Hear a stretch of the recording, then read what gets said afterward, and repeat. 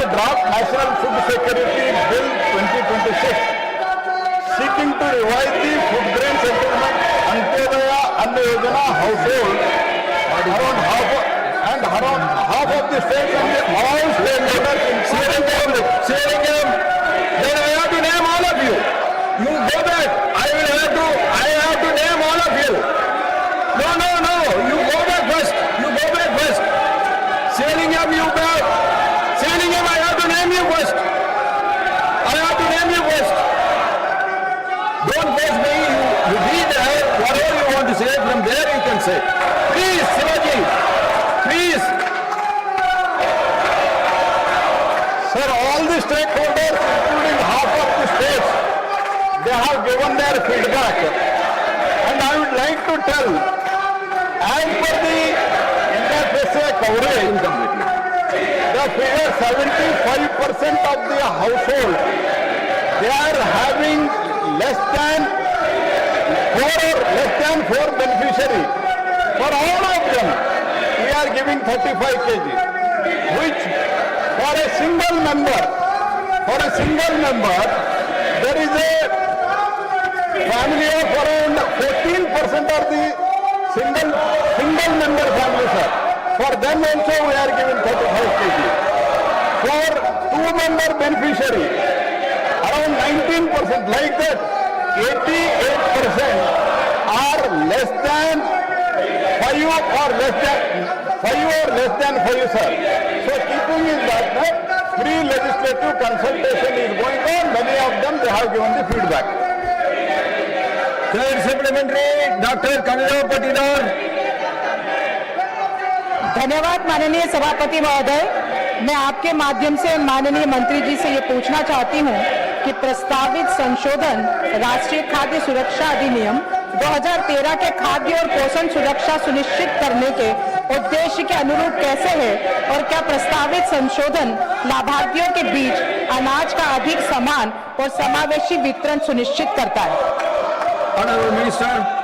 Sir, as I already told, मैंने पहले ही बताया कि ओवरऑल उसको इक्वलाइजेशन करना है, क्योंकि हम अगर 5 लोग हैं तब भी हम 35 kg देते हैं, एक व्यक्ति है तभी 35 kg देते हैं। इसलिए हमने जो अभी किया है, आज ICMR के स्टडी के अनुसार Dietary Guidelines of Indians 2024 issued by the ICMR and National Institute of Nutrition and the finding of the household consumption expenditure survey, ये स्टडी करके हमने pre-legislative consultation किया है। उसके आधार पर उसका फाइनल डिसीजन हम लेने जा रहे हैं और जब फाइनल डिसीजन लेंगे, जो भी हमारे पास फीडबैक आया है, जैसे मैंने ऑलरेडी फीडबैक दिया है, इसके बाद मैं ये बताता हूँ कि सभी लोगों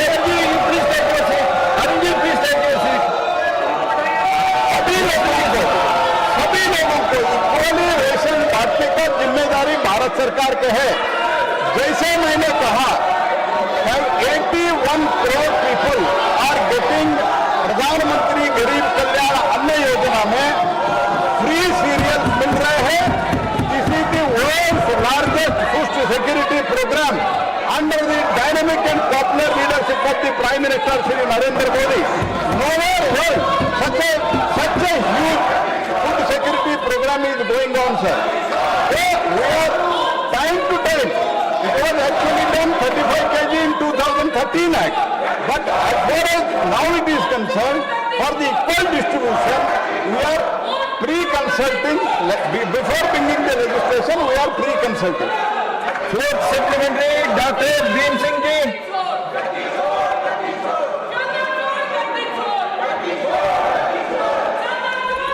ये अंत्योदय अन्न योजना जैसा महत्वपूर्ण विषय पर प्रश्न है और प्रश्नकर्ता राष्ट्रीय जनता दल विपक्ष है।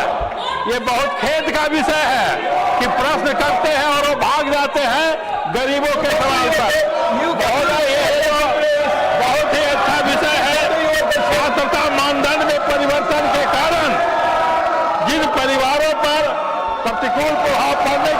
संभावना है या नहीं, और अगर है तो सरकार ने उसके लिए कोई चिंता की है? खास करके बिहार के बारे में मैं पूछना चाहता हूं। सर, हमने as per the dietary guidelines of Indians 2024 issued by ICMR and National Institute of Nutrition and the findings of household consumption expenditure survey, किसी का भी इसका असर नहीं होगा और कोई प्रतिकूल परिणाम नहीं होगा, ये मैं स्पष्ट रूप से कहना चाहता हूँ। Now question number 167, Shriman Ratanjit Pratap Narayan Singh ji. 167. Honorable Minister, So the answer is laid on the table of the House. the first supplementary, Shriman Ratanjit Pratap Narayan Singh ji. On empowering cities to fund infrastructure, Honorable Minister, expanding our national infrastructure is absolutely essential to achieve a $5 trillion economy by 2029. While India has experienced rapid growth, becoming the world's fastest growing economy in 2026, for sustainable long-term growth, we urgently need world-class logistics and industrial corridors in our Tier 2 and Tier 3 cities.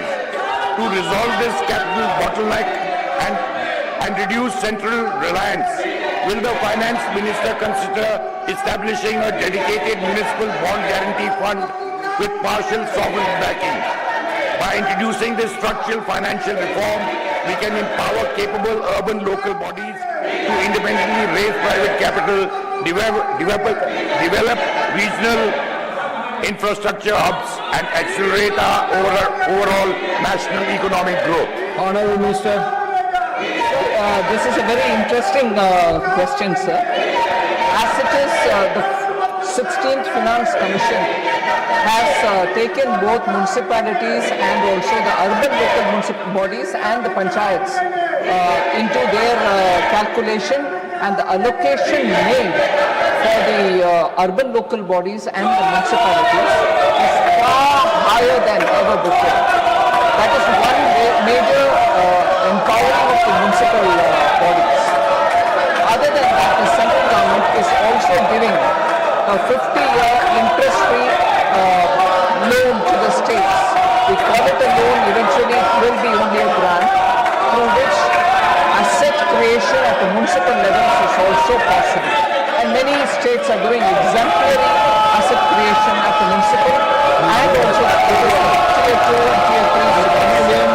On the specific point of municipal bonds and creating a fund for supporting the sovereign, there are several capacity-related issues for the municipal bodies to get into the bond market.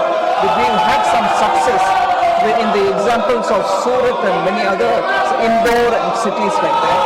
But municipal capacity, the human capacity to be able to catch up with these things are simultaneously being worked upon.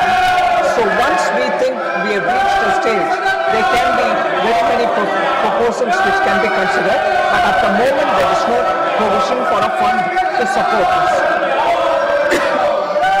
Second supplementary, Dr. Ajit Madhavrao Kopchade ji. धन्यवाद सभापति महोदय, माननीय अध्यक्ष महोदय, माननीय प्रधानमंत्री श्री नरेंद्र मोदी जी के दूरदर्शी नेतृत्व में भारत की अर्थव्यवस्था को नई ऊंचाइयों तक पहुंचाने के लिए सरकार द्वारा किए जा रहे प्रयासों की मैं सराहना करता हूं।